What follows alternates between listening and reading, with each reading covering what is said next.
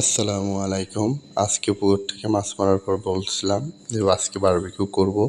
তো বারবিকিউ করার জন্য প্রথমে আমরা আগুনটা জ্বালিয়ে কয়লা বানিয়ে নিই। তারপরে আমরা একটা জালি দিয়ে মাছগুলোর উপরে উঠিয়ে দিই। অবশ্যই মাছগুলো আগে ম্যারিনেট করে রাখছিলাম। তো তার উপরে আমরা সরিষার তেল দিয়ে দিচ্ছি। আমরা মাছগুলো উল্টাই দিচ্ছি।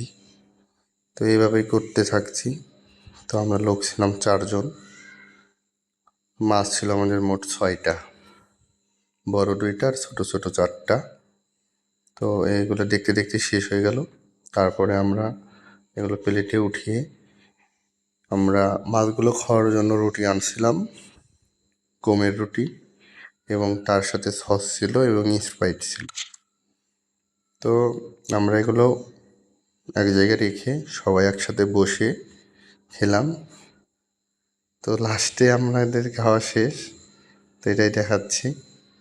আর এটা আমাদের পুকুরের মাছ, এটা আমি দেখাচ্ছি। সবাই একসাথে খেলাম, অনেক মজা ও আনন্দ হলো।